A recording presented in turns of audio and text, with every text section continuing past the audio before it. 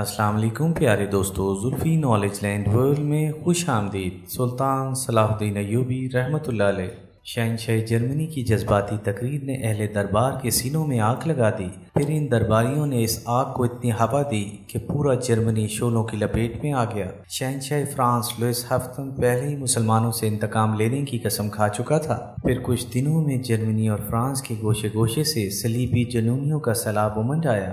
شعبدہ باز Saint Bernard نے اسی پر اکتفا نہیں کیا، وہ جرمنی کے رئیسوں اور سرمایہ داروں سے فردن فردن ملا اور اس نے عمرائے جرمنی کے سامنے شعلہ بار تقریریں کی۔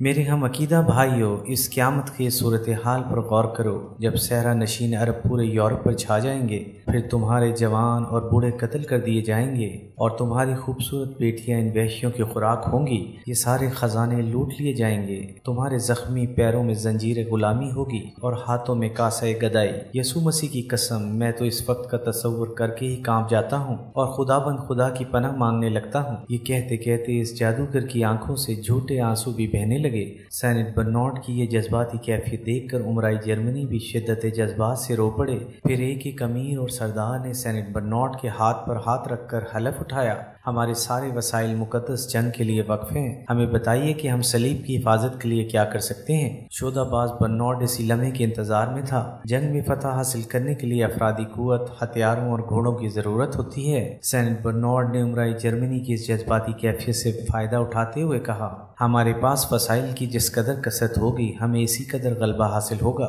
پھر دیکھتے ہی دیکھتے شمشیروں، تیروں، نیزوں اور کمانوں کے انبار لگ گئے۔ جس طرف بھی نظر اٹھتی تھی اعلیٰ نسل کے گھوڑوں کی قطاریں دکھائی دیتی تھیں۔ غاروں کے زمانے سے ایٹمی دور تک بے شمار جنگیں لڑی گئی ہیں، مگر اس صلیبی جنگ کی منفرد اور نمایاں خصوصیت یہ تھی کہ مسلمانوں نے ایٹسیا کی شکست کا انتقام لینے کے لیے صلیب بردار عیسائی عورتوں کا بھی ایک لشکر تشکیل دیا تھا۔ اس نسوانی فوج میں 50,000 کے قریب خواتین شامل تھیں، جنہیں چند ماہ تک شمشیر زنی اور شاہ سواری کی تربیت دی گئی تھی۔ اور سب سے عجیب پہلو یہ تھا کہ خواتین کے اس لشکر میں ہزاروں طوائفیں بھی شامل تھیں۔ شہنشاہ فرانس لوئس ہفتم کی بیوی ملکہ ایلس اس نسوانی فوج کی قیادت کر رہی تھی۔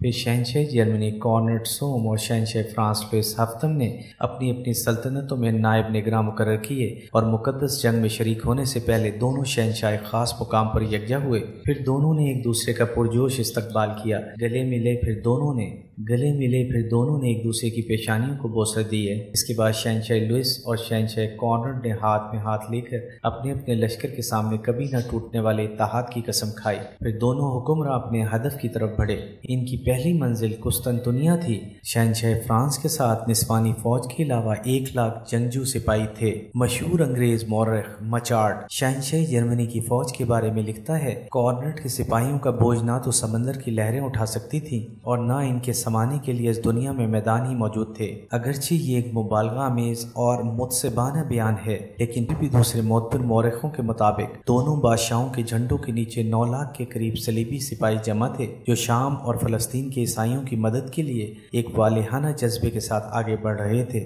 اسی وقت قسطنطنیہ میں شاہ مینوئل اول کی حکومت تھی۔ وہ صلیبیوں کا بے پناہ ہجوم دیکھ کر گھبرا گیا، پھر بھی اس نے مصلحت سے کام لیتے ہوئے شہنشاہ لوئس اور شہنشاہ کارنٹ کا پرجوش خیر مقدم کیا اور ان کی خاطر مدارت میں کوئی کسر نہیں چھوڑی۔ کچھ دن بعد ہی شاہ مینوئل اور قسطنطنیہ کے یونانی باشندے صلیبیوں کی بدمستیوں سے تنگ آ گئے۔ 50,000 عیسائی عورتوں کی فوج نے وہ گل کھلائے کہ شہر قسطنطنیہ قحبہ خانہ بن کر رہ گیا۔ دونوں شہنشاہوں سے لے کر فوجی سرداروں اور عام سپاہیوں تک ہر شخص شرمناک حرکتوں میں مبتلا تھا۔ بالآخر کئی ہفتوں کے بعد یہ بلا یہاں سے ٹلی۔ پھر صلیبی لشکر 2 حصوں میں تقسیم ہو کر ایشیائی کوچک میں داخل ہوا۔ اس زمانے میں ایشیائی کوچک میں سلطان مسعود سلجوقی کی حکومت تھی۔ اس نے سیاسی اور جنگی بصیرت سے کام لیتے ہوئے اپنی فوج کا بیشتر حصہ پہاڑوں پر پہنچا دیا، جہاں سلجوقی سپاہیوں نے مضبوط مورچے بنائے اور گھات لگا کر بیٹھ گئے۔ شہنشاہ فرانس اور شہنشاہ جرمنی مذہبی جوش و خروش میں اپنے گھروں سے نکل کھڑے ہوئے، مگر انہیں ایشیائی کوچک کے پرپیچ اور دشوار گزار راستوں کا اندازہ نہیں تھا۔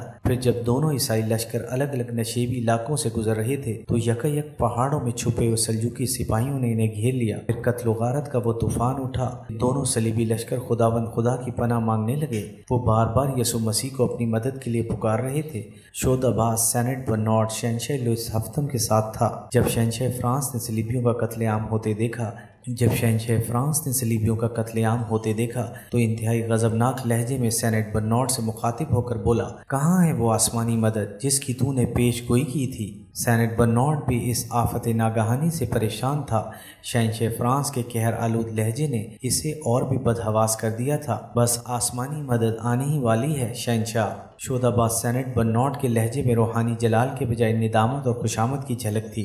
کیا اس وقت آسمانی مدد آئے گی جب یسوع مسیح کا ایک ایک نام لیوا تہہ تیغ ہو جائے گا؟ شہنشاہ فرانس لوئس ہفتم کے غصے میں مزید اضافہ ہو گیا تھا۔ سینٹ برنارڈ کے شاطر ذہن نے ایک لمحہ ضائع کیے بغیر نئی چال چلی تاکہ شہنشاہ کا غصہ رفع ہو جائے اور وہ ایک مطلق العنان حکمران کے قہر سے محفوظ رہ سکے۔ شہنشاہ، کچھ بھی ہو انسان گناہگار ہے، کبھی کبھی اس کے ہاتھوں کی بچھائی ہوئی بساط الٹ بھی جاتی ہے۔ میرا ایمان ہے کہ آسمانی مدد ضرور آئے گی، مگر اس وقت آپ اپنی جان بچانے کی فکر کریں۔ آپ زندہ ہیں تو پوری عیسائیت زندہ ہے، اور اگر آپ کی ذات کو نقصان پہنچا تو اس کی تلافی ممکن نہیں ہوگی۔ سینٹ برنارڈ کی سیاسی اور خوشامدانہ گفتگو سن کر شہنشاہ فرانس کا غصہ تو زائل ہو گیا تھا، مگر اب اس کے اعصاب پر موت کا خوف طاری تھا۔ انجام کار وہ اپنے کچھ فوجیوں کی قربانی دے کر میدان جنگ سے فرار ہو گیا اور محفوظ راستوں سے گزرتا ہوا نیکیا پہنچ گیا۔ دوسری طرف شہنشاہ جرمنی کارنٹ میں انتہائی دردناک حالت سے دوچار تھا۔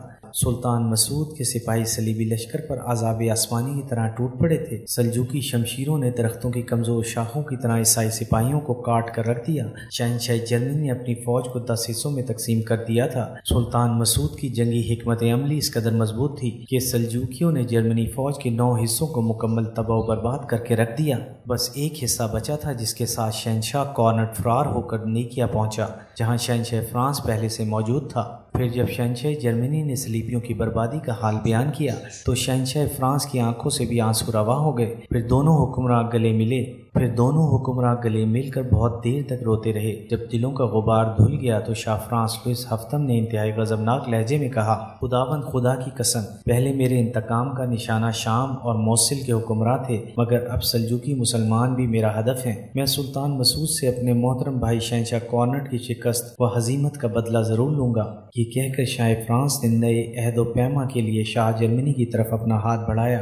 دونوں طرف کے سپاہیوں کا خیال تھا کہ مذہبی غیرت سے سرشار ہو کر شہنشاہ کارنٹ مقدس جنگ میں شریک ہونے کے لیے نیا حلف اٹھائے گا، مگر اس وقت وہاں موجود سپاہیوں کی حیرت کی کوئی انتہا نہیں رہی جب شاہ جرمنی کسی پتھر کے ستون کی طرح اپنی جگہ ساکت کھڑا رہا۔ اس کے چہرے پر گہری اداسی چھائی ہوئی تھی۔ آخر شاہ فرانس لوئس ہفتم نے اپنا بڑھا ہوا ہاتھ کھینچ لیا اور ہمدردانہ لہجے میں پوچھا، کیا تمہارے ذہن میں کوئی اور منصوبہ ہے؟ ایپیسوڈ 6